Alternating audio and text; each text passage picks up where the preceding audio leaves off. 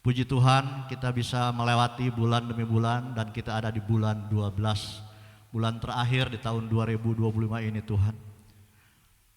Dan Bapak Ibu yang setuhan, di tahun 2025 ini di akhir bulan justru ada kejadian yang luar biasa, menurut saya luar biasa, di mana di Sumatera Utara, Sumatera Barat dan di Aceh ya terjadi bencana.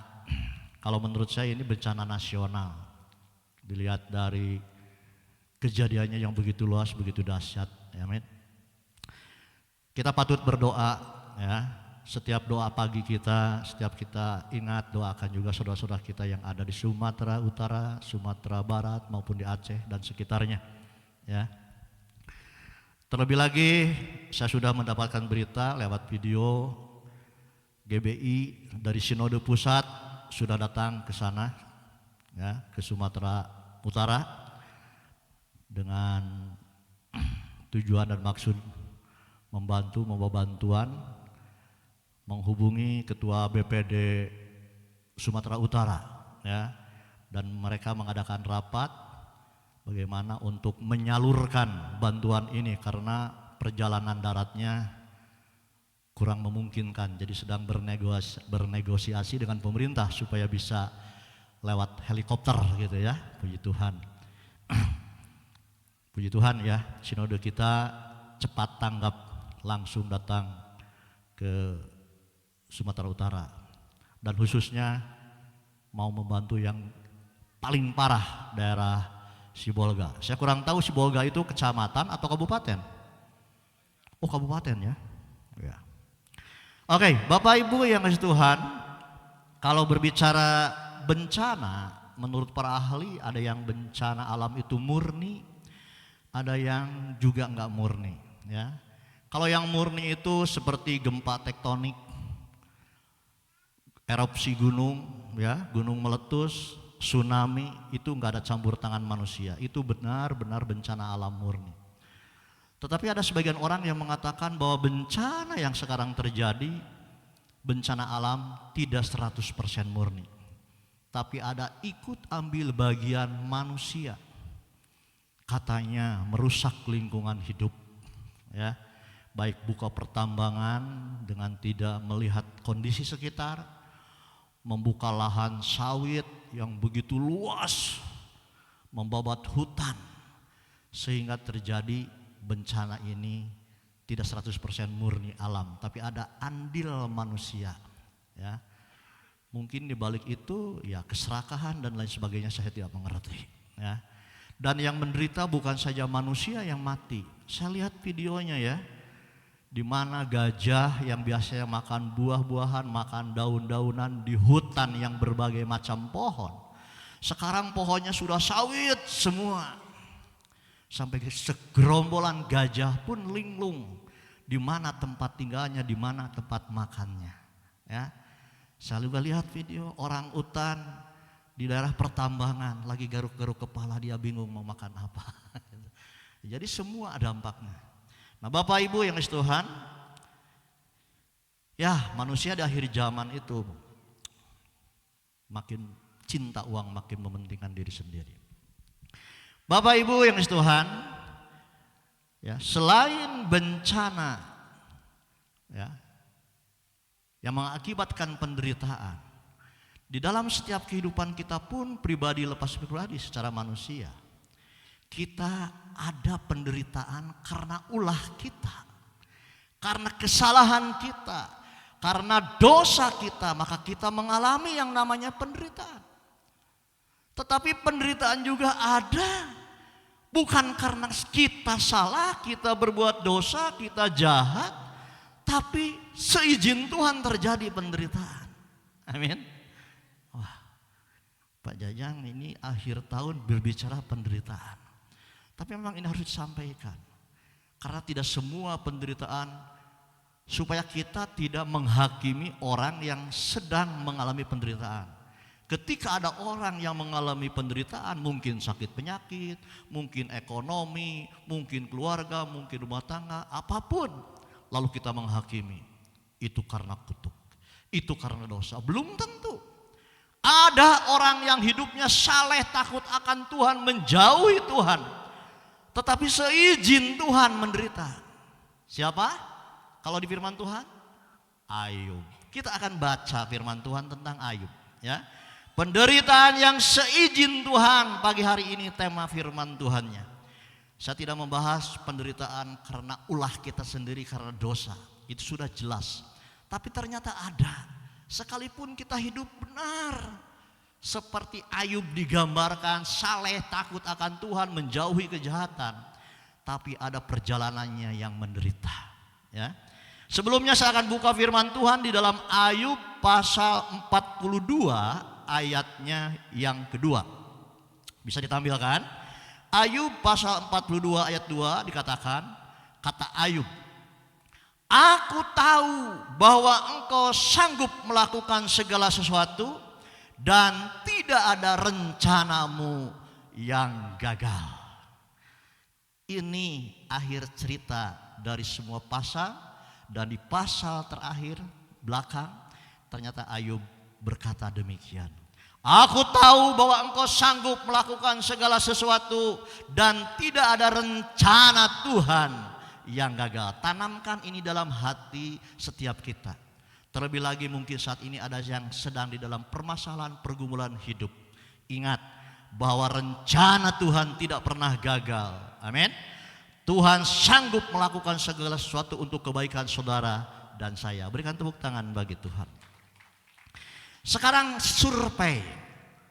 Apa saja yang dialami Ayub menderita di dalam kehidupannya, ya.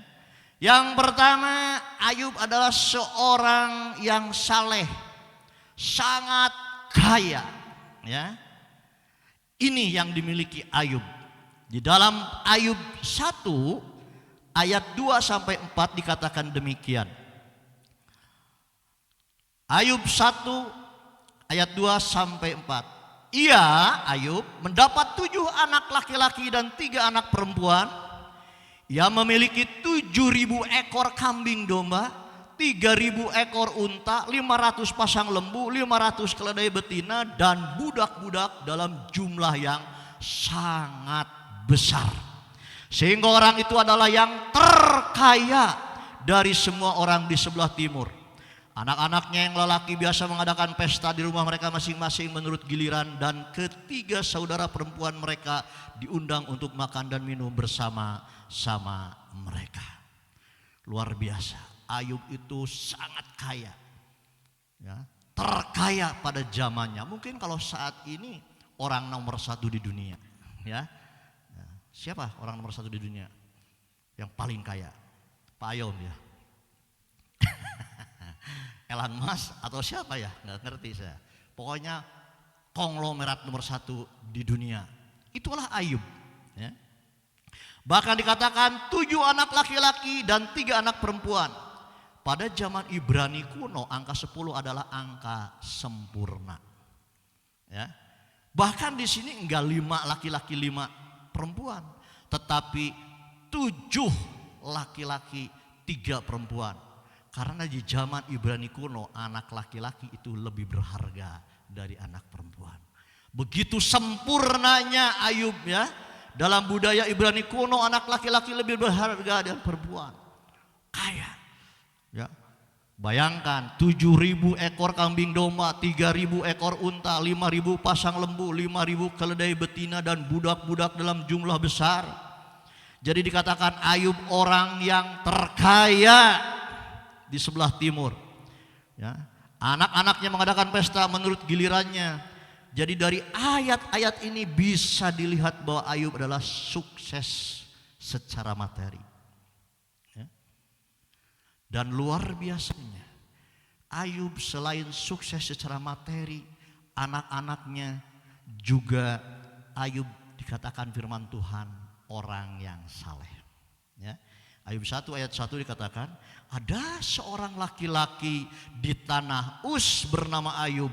Orang itu saleh dan jujur, ia takut akan Tuhan Allah dan menjauhi kejahatannya. Ayub kesalehannya diakui oleh Tuhan. Ya. Banyak orang yang kelihatannya saleh, di mata manusia saleh, belum tentu di hadapan Tuhan. Tetapi Ayub bukan hanya di hadapan Tuhan, Tuhan mengakui kesalehan Ayub. Dikatakan firman Tuhan di dalam Ayub pasal 1 ayatnya yang kelima. Dikatakan Ayub 1 ayat 5, setiap kali apabila hari-hari pesta telah berlalu, Ayub memanggil mereka dan menguduskan mereka keesokan harinya. Pagi-pagi bangunlah Ayub lalu mempersembahkan korban bakaran sebanyak jumlah mereka sekalian, sebab pikirnya mungkin anak-anakku sudah berbuat dosa dan telah mengutuki Allah di dalam hati. Demikianlah dilakukan Ayub senantiasa. Ya. Anaknya berpesta, Ayub bertanggung jawab berdoa untuk anak-anaknya. Dia takut anak-anaknya dalam waktu berpesta dalam keadaan tidak sadar, omongannya tidak benar di hadapan Tuhan. Begitu baiknya Ayub, kaya saleh. Ya. Ayat 8, Ayub 1:8.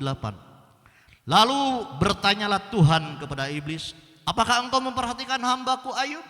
Sebab tiada seorang pun di bumi seperti dia yang demikian saleh dan jujur, yang takut akan Allah dan menjauhi kejahatan. Siapa yang berbicara di sini?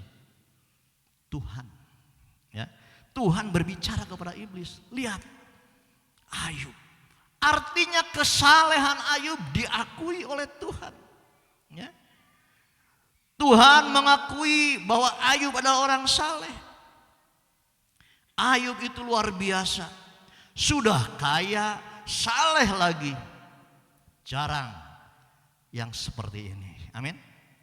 Karena banyak orang kaya yang tidak saleh. Juga banyak orang yang saleh tidak kaya. Saudara, pilih mana? Mau kaya tapi tidak saleh? Mau saleh tapi kaya? Wah, bingung nih, berat mana nih? Berat rohani, berat rohana nih. Ya, yang harus dipilih mah seperti Ayub ya, kaya dan saleh. Tapi yang kurang ajar, sudah tidak kaya, tidak saleh lagi. Itu yang lebih bahaya. Amin. Banyak saudara orang kaya tidak saleh. Banyak juga yang saleh tapi tidak kaya. Tetapi Ayub luar biasa, sudah kaya, saleh. Amin. Janganlah di antara kita menjadi orang yang tidak kaya, tidak saleh lagi. Mari lihat kecenderungan pembawaan kekayaan. Kita ingat cerita tentang anak bungsu. Bagaimana anak bungsu itu Natal tahun kemarin ya dramanya. Sudah dapat warisan poya-poya. Habis ya.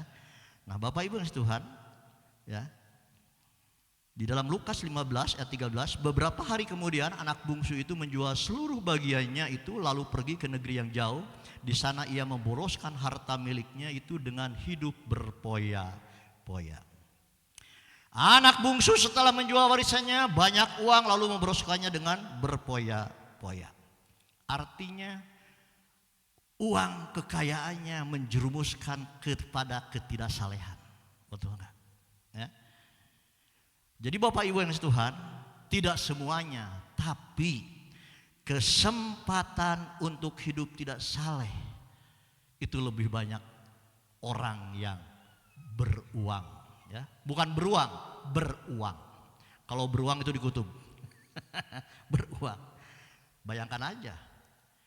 Kalau kalau orang punya gaji sebulan 1 juta, bisa enggak nambah istri? Enggak mungkin, buat diri sendiri juga enggak cukup, betul. Tapi kalau orang sebulan punya gaji 1 miliar, bisa enggak dapat istri 1? Lebih dari 1 juga bisa. Jadi kesempatan untuk menjadi tidak saleh itu lebih besar. Amin. Bukan berarti tidak boleh kaya. Boleh kaya seperti Ayub. Kaya tapi saleh. Angkat tangan yang mau kaya tapi saleh. Kalau tidak mau saya saja yang angkat tangan. Berikan tepuk tangan bagi Tuhan. Ya. Jangan tong api-api lah. Hayang kaya, saya juga hayang kaya tapi saleh ya. Kalau kaya tidak saleh jangan. Amin. Ya. Jadi sekali lagi Bapak Ibu yang Tuhan, jarang yang seperti Ayub sudah kaya saleh. Maka Amsal mengingatkan supaya kita tidak terjerumus oleh daya tarik kekayaan. Amsal mengingatkan. Coba baca firman Tuhan di dalam Amsal pasal 30 ayat 8 sampai 9. Dikatakan begini, ini Amsal yang berbicara. Jauhkanlah daripadaku kecurangan dan kebohongan. Jangan berikan kepadaku kemiskinan atau kekayaan. Biarkanlah aku menikmati makanan yang menjadi bagianku. Supaya kalau aku kenyang, aku tidak menyangkalmu dan berkata, siapa Tuhan itu? Atau kalau aku miskin, aku mencuri dan mencemarkan nama Allahku. Amin.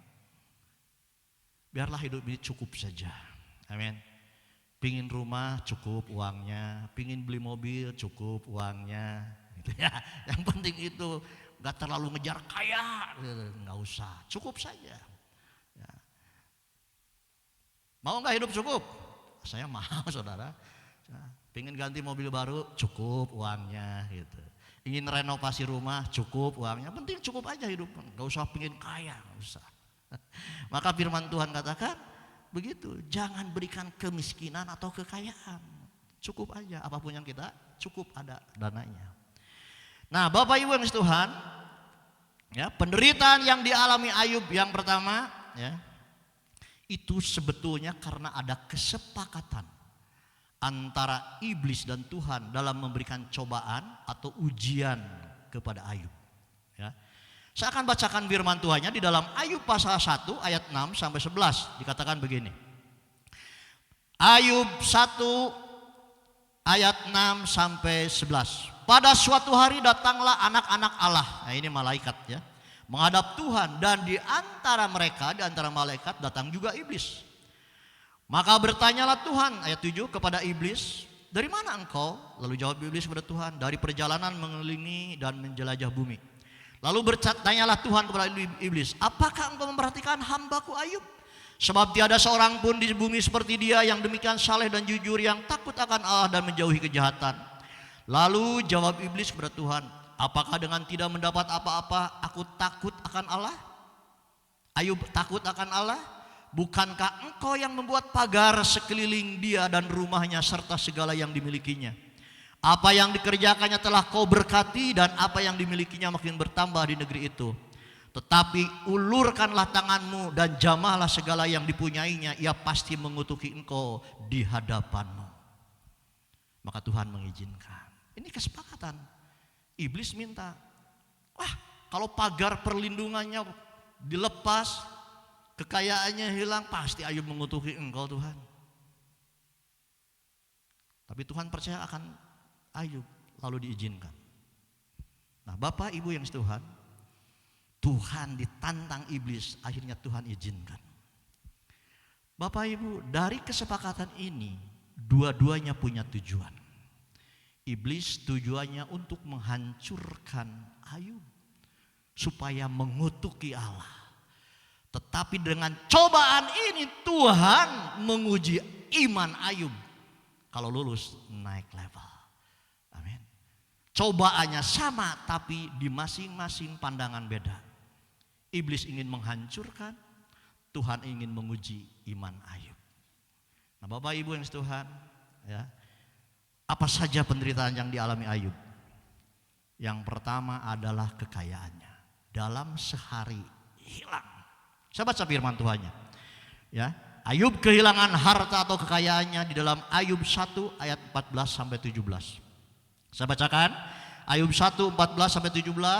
Datanglah seorang pesuruh kepada Ayub dan berkata, sedang lembu sapi membajak dan keledai-keledai betina makan rumput di sebelahnya. 15. Datanglah orang-orang Seba menyerang dan merampasnya serta memukul penjaganya dengan mata pedang. Hanya aku sendiri yang luput sehingga dapat memberitahukan itu kepada Tuhan, kepada Ayub maksudnya. Sementara orang itu berbicara, datanglah orang lain dan berkata, api telah menyambar dari langit dan membakar serta memakan habis kambing domba dan penjaga-penjaga. Hanya aku sendiri yang luput sehingga dapat memberitahukan itu kepada Tuhan. 17. Sementara orang itu berbicara, datang lagi orang lain dan berkata, orang-orang Kasdim membentuk 3 pasukan, lalu menyerbu unta-unta dan merampasnya serta memukul penjaganya dengan mata pedang. Hanya aku sendiri yang luput sehingga dapat memberitahukan hal itu kepada Tuhan. Bayangkan. Ini yang laporan-laporan tidak enak semua, ya. Dapat dibayangkan kekayaan Ayub habis dalam 1 hari. Bapak Ibu yang Tuhan, zaman dulu, zaman perjanjian lama, zaman Ibrani kuno, kekayaan itu diukur dari berapa banyaknya ternak. Amin. Kalau sekarang kan berapa banyaknya tabungan deposito, tabungan antam, tabungan simpedes. Tahu simpedes? Ya, simpenan di desa nomor 2, nomor 3, nomor 4. Ya. Kalau dulu dihitung dari banyaknya ternak itu kekayaan. Nah, Bapak Ibu yang dikasihi Tuhan, itu kekayaan Ayub mungkin kalau sekarang dirupiahkan bisa ratusan triliun. Bayangkan, uang nilainya yang ratusan triliun 1 hari lenyap, bagaimana? Apakah bumi tidak menjadi gelap? Tungkep alam bumi, langit runtuh ya. Bapak Ibu, saya ingat ada satu cerita. Orang di kampung banyak perhiasannya yang dipakai, ya, dijual. Punya tanah, sawah, dijual. Wah, banyak uang. Dia pindah ke yang lebih murah lagi, beli tanah, uangnya deposito tenang. Tetapi tanah yang luas itu yang dibeli oleh orang lain itu dijual lagi, dibeli oleh yang akan bikin pabrik dengan harga lebih tinggi. Itu yang menjual pertama kepikiran, kenapa saya dijual ya? Kalau dijual ke yang beli pabrik itu, waduh, kepikiran terus.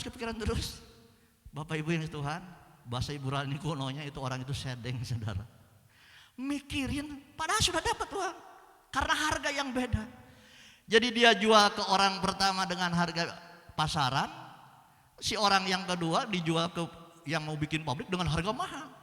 Dia berpikirnya harga yang mahal itu, kepikiran terus. Bayangkan, hal seperti itu bisa membuat mumet. Bagaimana dengan Ayub yang kalau dirupiahkan zaman sekarang bisa ratusan triliun. Ya. Kita aja jatuh uang di rumah ke kolong meja dicari-cari. Uang kencering lah. Bapak Ibu yang sudah dapat dibayangkan ya, kalau dihitung sekarang itu seperti itu. Kalau rugi seperti ini bahkan orang bisa bunuh diri, bisa gila dengan hilangnya 1 hari uang ratusan triliun. Ya. Saya sering pernah dengar gitulah, orang yang punya saham di perusahaan, ya, ketika di bursa efek, di bursa sahamnya turun, langsung demam, saudara, panas dingin, sambil menghadapi berita sahamnya turun, langsung keringetan, gitu. Panas dingin, gitu ya. Apalagi seperti Ayub. Bukan itu saja Bapak Ibu Tuhan. Jadi Ayub kehilangan hartanya dalam 1 hari, tetapi yang kedua, ini lebih berat menurut saya. Kehilangan anak-anaknya dalam 1 hari, 10-10-nya. Yuk baca firman Tuhannya di dalam Ayub 1 ayat 18 sampai 19. Dikatakan demikian. Ayub pasal 1 18 sampai 19. Sementara orang itu berbicara, datanglah orang lain dan berkata, anak-anak tuan yang lelaki dan yang perempuan sedang makan-makan dan minum anggur di rumah saudara mereka yang sulung. 19. Maka tiba-tiba angin ribut bertiup dari seberang padang gurun. Rumah itu dilandanya pada 4 penjurunya dan roboh menimpa orang muda itu sehingga mereka mati. Hanya aku sendiri yang luput sehingga dapat memberitahukan hal itu kepada Tuhan. Dalam 1 hari punya anak 10 habis. Amin. 10 orang mati dalam 1 hari. Bayangkan saudara, kalau ada di antara keluarga kita punya anak satu aja meninggal. Rasanya langit ini runtuh. Gelap rasanya, amin. Ya. Saya sering pelayanan jemaat ya, di rumah duka. Bapak Ibu yang Tuhan, puncaknya di rumah duka kesedihan ketika acara tutup peti. Apalagi ketika tutup peti, WL-nya membawakan lagunya yang tepat. Ya, sebelum tutup peti tabur bunga atau tabur minyak, wah di situ histeris. Gelap rasanya orang yang dikasihi meninggal. Betul nggak? Apalagi ini 10 anak dalam satu hari hilang. Ya. Saya kemarin dapat kabar dari anak saya, Mia. Dia punya teman dan temannya ini punya di Bali. Umnya itu naik sepeda motor mengantar anaknya 2 ke sekolah. Terjadi insiden tabrakan dengan truk, 3-tiganya meninggal. Bapaknya dan anaknya 2. Saya kebayang, ya, kebayang saudara. Yang kedua, kalau di kedukaan lagi di pemakaman, ketika jenazah sudah masuk ke liang lahat, tabur bunga mau ditimbun dengan tanah, ya, WL memimpin pujian yang tepat lagunya. Wah, di situ juga terjadi orang yang mengasihinya histeris. Histeris di situ. Sampai Bapak Ibu Tuhan, ada suami yang meninggal, istrinya, Tuhan, kenapa ini Tuhan? Kenapa nggak saya saja? Ya, sama suaminya, saya ikut. Di Soledad Bapak Ibu kejebur masuk, tolong. Tadi ikut, sekarang tolong. Sudah masuk, tolong minta diangkat lagi. Itu mah anekdot saja. Tapi sebenarnya sedih saudara ya, betul. Tapi Ayub saat itu masih tegar. Jadi Ayub sudah kehilangan hartanya, sekarang tambah kehilangan anaknya. Ada lagi penderitaan Ayub, hilang kesehatannya. Kalau itu di luar dirinya, harta kekayaan di luar diri, anak-anaknya di luar dirinya. Tetapi sekarang ke dirinya, kesehatannya. Yuk buka firman Tuhannya. Ayub pasal 2 ayat 7 sampai 8. Kemudian iblis Ayub 2 ayat 7. Kemudian iblis pergi dari hadapan Tuhan, lalu ditimpanya Ayub dengan bara yang busuk. Dari telapak kakinya sampai ke batu kepalanya. Lalu Ayub mengambil sekeping beling untuk menggaruk-garuk badannya sambil duduk di tengah-tengah abu. Waduh, ini penyakit yang luar biasa. Ya. Kenapa? Dari telapak kaki sampai ke ubun-ubun. Waduh, berarti seluruh tubuhnya kena bara. Saya belum buka AI, belum buka Google, penyakit bara itu apa, ya. Tetapi perkiraan saya itu kulit, ya, yang berbusuk menanah gitu, gatal, digaruk gitu, ya. Itu bisa dilihat mungkin, ya. Tapi ini dari telapak kaki, firman Tuhan katakan sampai batok kepala, seluruh tubuhnya. Sudah harta hilang, anak hilang, sekarang dirinya. Betapa menderitanya Ayub, ya, mengerikan sekali. Bahkan sampai teman-temannya tidak mengenalnya. Mungkin kulitnya rusak, kulit wajahnya rusak dan sebagainya. Teman-temannya sampai tidak mengenalnya. Ada firman-Nya. Di dalam Ayub pasal 2 ayat 12 dikatakan demikian. Ketika mereka, ini teman-temannya mereka ya, memandang dari jauh, mereka tidak mengenalnya lagi. Lalu menangislah mereka dengan suara nyaring. Mereka mengoyakkan jubahnya dan menaburkan debu di kepala terhadap langit. Bayangkan, kita kalau berkunjung ke rumah sakit, ada jemaat yang sakit, masih kenal, masih tahu wajahnya paling kurus atau pucat gitu ya. Ini sampai temannya tidak mengenalnya. Mungkin penyakit kulitnya bagaimana saya nggak ngerti. Ya. Yang namanya penyakit bara. Ini penyakit yang luar biasa mengerikan. Penyakit yang sangat menderita. Di dalam Ayub 16 ayat 8 dikatakan, sudah menangkap aku, inilah yang menjadi saksi, kekurusanku telah bangkit menuduh aku. Oh, kurus ya. Lalu dikatakan lagi dalam Ayub 30 ayat 17, pada waktu malam tulang-tulangku seperti digerogoti dan rasa nyeri yang menusuk tak kunjung berhenti. Bayangkan, saya juga nggak bergedi. Udah nggak dikenal, kurus, seperti menggerogoti. Mengerikan ya. Ini penderitaan Ayub. Kalau ditelaah dari firman Tuhan, mengerikan. Sampai akhirnya Ayub juga pernah ingin mati. Di dalam Ayub pasalnya yang ke-7 ayat yang ke-15. Kita baca. Dikatakan Ayub 7 ayat 15, sehingga aku, kata Ayub, lebih suka dicekik dan mati daripada menanggung kesusahanku ini. Hilang kekayaan, hilang anak, penyakitnya mengerikan. Dia lebih baik mati daripada menanggung kesusahan ini. Ngeri ya. Ayub kehilangan hartanya, anak-anaknya, kesehatannya. Belum selesai. Ada satu lagi. Ini juga menyakitkan hati Ayub. Istrinya tidak mendukung. Ya.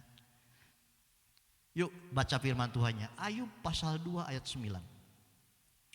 Maka berkatalah istrinya, istri Ayub, kepada Ayub, masih bertekunkah engkau dalam kesalehanmu? Kutukilah Allahmu dan matilah. Waduh, mengerikan kalau punya pasangan hidup begini. Amin. Atau sebaliknya, suami yang tidak mendukung istri, bukan istri saja yang tidak mendukung suami, itu lebih menyakitkan lagi. Sempurna penderitaan Ayub ini. Sudah hilang harta, hilang anak, penyakit berat, dukungan istri tidak ada. Ya. Bayangkan inilah yang disebut istri seperti Ayub ini, istri apa ya? Abang sayang karena banyak uang, abang ditendang karena sudah tidak ada uang. Itu mungkin ya istri Ayub.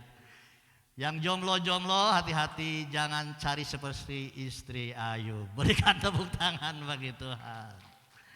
Ya, kan kalau pemberkatan harus terima dalam keadaan suka, duka, sakit, sehat, kaya, miskin. Harus terima, hati-hati. Ya. Carilah pasangan yang bisa mendukung dalam situasi kondisi apapun. Baik laki-laki maupun perempuan. Oke. Betapa begitu orang saleh bisa menderita. Sekali lagi, menderita bukan hanya karena kita berbuat dosa, kesalahan kita. Tapi kadang Tuhan izinkan dengan tujuan maksud yang baik. Karena kesalehannya iblis menyerang Ayub, tapi itu seizin Tuhan. Ya, hati-hati kalau kita hidup menjadi orang percaya tidak pernah ada masalah. Jangan-jangan tidak diserang iblis.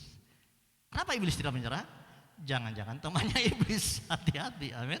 Ya, nah, itu juga hati-hati. Ya. Artinya setiap orang percaya bisa saja kita diperhadapkan dengan masalah. Apalagi sudah hidup tidak benar, kita aman-aman saja. Jangan-jangan kita tidak dianggap anak-anak Tuhan. Amin. Ya. Itu penting sekali Bapak Ibu Tuhan. Tapi sekarang yang penting, bagaimana sikap Ayub di tengah penderitaan yang begitu luar biasa. Inilah yang akan menjadi pelajaran saudara dan saya. Sekalipun kita tidak mendapatkan penderitaan seperti Ayub. Ya. Tetapi ketika kita mendapatkan satu permasalahan dalam hidup kita, bagaimana kita meresponinya. Amin. Yang pertama, Bapak Ibu Tuhan, Ayub tidak mengeluh dan tidak mempersalahkan Tuhan atas penderitaannya. Amin. Itulah yang harus kita tanamkan dalam kehidupan kita. Ketika kita menghadapi permasalahan hidup kita, apapun jenisnya, jangan sekali-kali menyalahkan Tuhan. Mengeluh, bersungut-sungut menyalahkan Tuhan. Yuk buka firman Tuhannya. Ya. Karena biasanya orang ketika menderita cenderung menyalahkan orang lain, bahkan menyalahkan Tuhan. Saya menderita gara-gara elu. Bahkan lebih berani lagi, kenapa Tuhan? Menyalahkan Tuhan. Nggak boleh ya. Ayub memberikan contoh pagi hari ini kepada saudara dan saya. Yang begitu berat penderitaannya, tetapi Ayub tidak pernah mengeluh dan mempersalahkan Tuhan. Ada ayatnya di dalam Ayub 1 ayat 21 sampai 22. Ayub pasal 1 ayat 21 sampai 22 katanya. Dengan telanjang aku keluar dari kandungan ibuku, dengan telanjang juga aku akan kembali ke dalamnya. Tuhan yang memberi, Tuhan yang mengambil. Terpujilah nama Tuhan. Dalam kesemuanya itu Ayub tidak berbuat dosa dan tidak menuduh Allah berbuat yang kurang patut. Berikan tepuk tangan. Inilah yang diajarkan firman Tuhan lewat kehidupan Ayub buat saudara dan saya. Amin. Kita belajar jangan bersungut-sungut bahkan menyalahkan Tuhan. Ya. Karena merasa saya sudah hidup benar, saya sudah hidup saleh, saya rajin doa, saya rajin baca firman Tuhan, saya rajin ke gereja. Kenapa Tuhan ada ini? Masalah yang berat. Jangan marah berat Tuhan. Sebab mungkin di balik itu Tuhan sedang menguji iman kita supaya naik level. Amin. Seperti Ayub. Nah Bapak Ibu yang Tuhan, ya, Ayub 2 pasal 10 berkata demikian. Ayub pasal 2 ayat 10. Tetapi jawab Ayub kepadanya, engkau berbicara seperti perempuan gila. Apakah kita mau menerima yang baik dari Allah, tetapi tidak mau menerima yang buruk? Dalam kesemuanya itu Ayub tidak berbuat dosa dengan bibirnya. Yang tidak enak sekalipun seizin Tuhan, Ayub tidak menolaknya. Ya, pelajaran bagi saudara dan saya. Ya, padahal ada saudara yang gelarnya nabi tapi marah sama Tuhan. Ya. Di dalam firman Tuhan, ya, Nabi Yunus. Di dalam Yunus pasal 4 ayat 9 dikatakan demikian. Tetapi berfirmanlah Allah kepada Yunus, layakkah engkau marah kepada pohon jarak itu? Jawabnya, selayaknya lah aku marah sampai mati. Wah, Yunus itu marah. Selayaknya aku marah sampai mati. Berani begitu sama Tuhan ya. Nabi itu. Tapi Ayub itu luar biasa, Bapak Ibu Tuhan. Ya. Ayub 2 pasal 3, firman Tuhan berkata, firman Tuhan kepada iblis, apakah engkau memperhatikan hambaku Ayub? Sebab tiada seorang pun di bumi seperti dia yang demikian saleh dan jujur, yang takut akan Allah dan menjauhi kejahatan. Ia tetap tekun dalam kesalehannya, meskipun engkau telah membujuk aku melawan dia untuk mencelakakannya tanpa alasan. Oh, amin. Jadi kaya, saleh, miskin pun tetap tekun dalam kesalehannya. Itulah Ayub. Jadi Ayub waktu kaya saleh, sudah miskin pun semuanya hilang tetap tekun. Itu Ayub ya. Jadi Ayub tidak mengeluh dan menyalahkan Tuhan. Bahkan sebaliknya, di dalam penderitaannya yang begitu hebat, Ayub masih memuji menyembah Tuhan. Amin. Kan biasanya orang ketika menderita udah menyalahkan Tuhan. Ah, nggak ada Tuhan-Tuhanan. Tetapi Ayub masih memuji menyembah Tuhan di dalam penderitaannya. Ayub 1 20 sampai 21. Bisa ditampilkan Ayub pasal 1 ayat 20 sampai 21. Maka berdirilah Ayub lalu mengoyakkan jubahnya dan mencukur kepalanya, kemudian sujudlah dan menyembah. Katanya, dengan telanjang aku keluar dari kandungan ibuku, dengan telanjang juga aku kembali ke dalamnya. Tuhan yang memberi, Tuhan yang mengambil, terpujilah nama Tuhan. Artinya sujud menyembah, terpujilah Tuhan. Itu yang firman Tuhan katakan, di tengah penderitaan yang tidak gampang. Tidak mudah dalam kondisi seperti itu untuk menyembah, memuji Tuhan. Amin. Paling gampang kan menyembah, memuji Tuhan itu dalam keadaan, wah, dompetnya penuh, ya. Bukan tagihan, uang. Keluarga, rumah tangga baik. Ekonomi lancar. Oh, Angkat tangan haleluya. Haleluya. Wah. Dalam penderitaan sulit untuk mengangkat haleluya. Paling lupa sama Tuhan. Tapi Ayub tetap memuji, menyembah Tuhan dalam kondisi menderita. Yang ketiga, Ayub terus berdoa dan memohon belas kasihan Tuhan. Yuk kita buka firman Tuhan di dalam Ayub pasal 30 ayat 20. Kata Ayub, aku berseru minta tolong kepadamu, tetapi engkau tidak menjawab. Aku berdiri menanti, tetapi engkau tidak menghiraukan aku. Bayangkan, ya, tetap dia tekun berdoa. Sekalipun sepertinya tidak ada jawaban, karena sedang dalam ujian, saudara. Ya, hati-hati kalau kita berdoa sepertinya nggak ada jawaban, itu sedang diuji. Amin.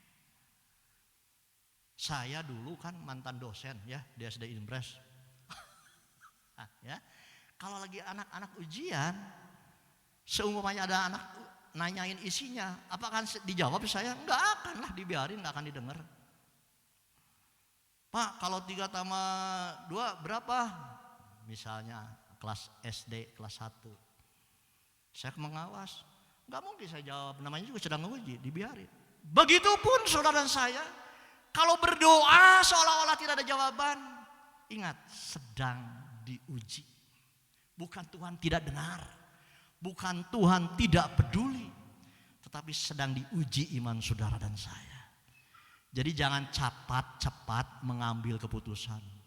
Tuhan jahat, Tuhan tidak baik. Hati-hati, amin.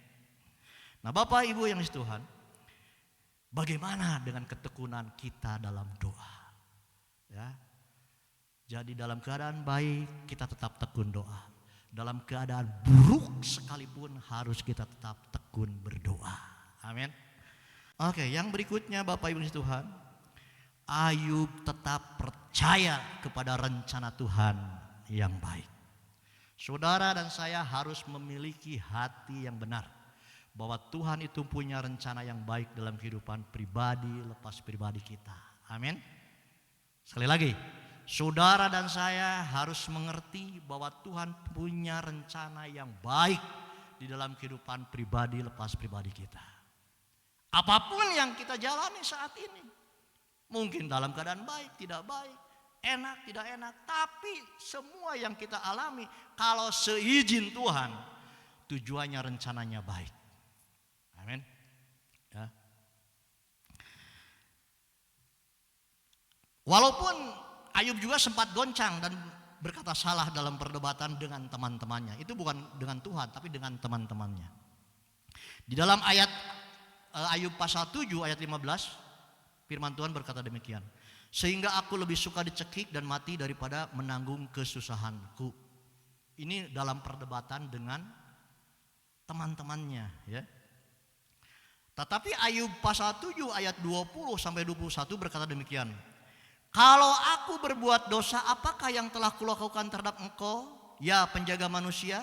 Mengapakah engkau menjadikan aku sasaranmu sehingga aku menjadi beban bagi diriku? Dan mengapa engkau tidak mengampuni pelanggaranku dan tidak menghapuskan kesalahanku? Karena sekarang aku terbaring dalam debu, lalu engkau akan mencari aku, tetapi aku tidak akan ada lagi. Itu sempat goyah Ayub, manusiawi lah, manusiawi. Tetapi hati yang paling dalam, Ayub itu percaya bahwa Allah punya rencana yang baik kepada setiap anak-anaknya, termasuk kepada saudara saya. Amin. Ayub 6 pasal 10. Yuk baca. Ayub pasal 6 ayat 10. Itulah yang masih merupakan hiburan bagiku, kata Ayub. Bahkan aku akan melompat-lompat kegirangan di waktu kepedihan yang tak kenal belas kasihan. Sebab aku tidak pernah menyangkal firman yang Maha Kudus. Dari firman Tuhan ini dikatakan walaupun waktu kepedihan yang tidak mengenal belas kasihan, Ayub masih tetap bergirang. Tidak pernah menyangkal firman Tuhan. Ya, artinya kalau tidak pernah menyangkal firman Tuhan, masih tetap percaya kepada firman Tuhan. Ketika kita percaya firman Tuhan, kita percaya kepada Tuhan. Karena firman Tuhan katakan pada mulanya adalah firman, firman itu bersama-sama dengan Allah dan firman itu adalah Allah. Ketika kita tetap percaya kepada firman Tuhan, kita sedang percaya kepada Tuhan. Ayub lakukan itu. Yang kedua, Ayub di pasal 23 ayat 10 dikatakan, Ayub pasal 23 ayat 10 sampai 12, karena ia tahu jalan hidupku, karena Tuhan tahu jalan hidupku, kata Ayub. Seandainya Tuhan menguji aku, kata Ayub, aku akan timbul seperti emas. Kakiku tetap mengikuti jejaknya, aku menuruti jalannya dan tidak menyimpang. 12, perintah dan bibirnya tidak kulanggar, dalam sanubariku kusimpan ucapan mulutnya. Luar biasa, berikan tepuk tangan bagi Tuhan. Biarlah ini juga ada dalam kehidupan saudara dan saya. Ketika mengalami yang tidak enak sekalipun, tetap tidak menyangkal firman Tuhan, tidak menyangkal Tuhan. Ayub teguh imannya dan tetap sekalipun menderita percaya kepada Tuhan. Nah, Bapak Ibu yang Tuhan, sehingga akhirnya karena respon Ayub yang luar biasa, ya, tidak pernah mengeluh, tidak pernah menyalahkan Tuhan, tetap percaya ke Tuhan, tetap memuji Tuhan, tetap berdoa kepada Tuhan. Maka penderitaan itu dilewatinya. Dengan kata lain, badai pasti berlalu.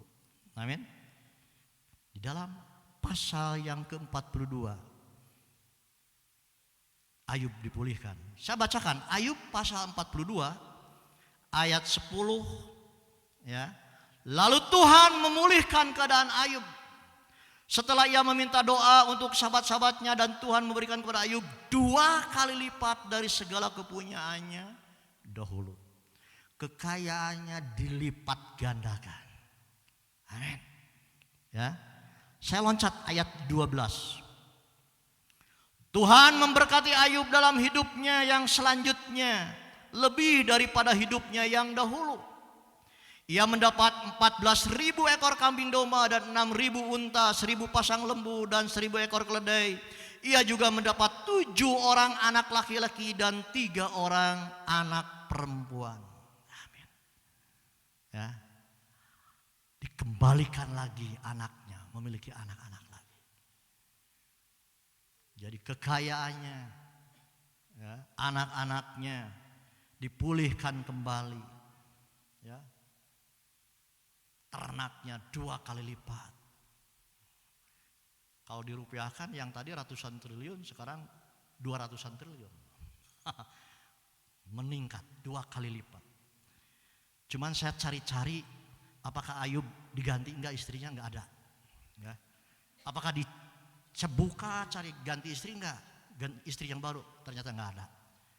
Ya. Mungkin tafsiran saya karena enggak ada di firman-Nya. Mungkin istri Ayub dipulihkan hatinya lebih baik lagi. Amin, berikan tepuk tangan bagi Tuhan. Nah, Bapak Ibu yang di Tuhan, itulah hasil meresponi penderitaan yang seizin oleh Tuhan. Kita dipulihkan. Amin.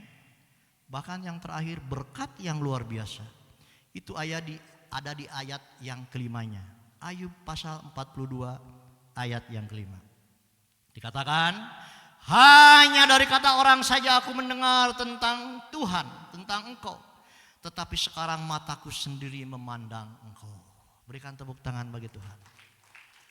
Terlebih lagi kerohaniannya diberkati double porsi.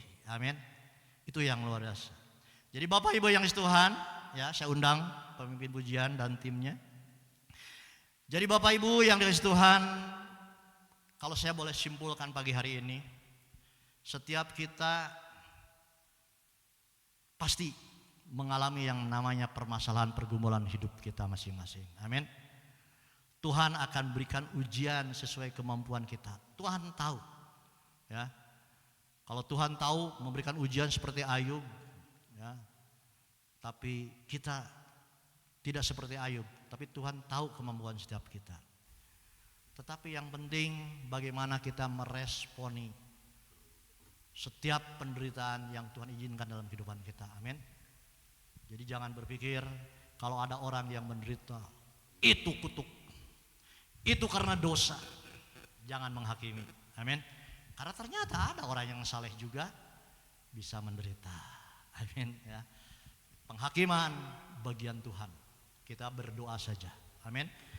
Jadi Bapak Ibu yang Tuhan, mari kalau ada di antara kita sedang mengalami pergumulan, permasalahan, ya, tetapi kita merasa hidup sudah sungguh-sungguh di hadapan Tuhan, berarti itu seizin Tuhan.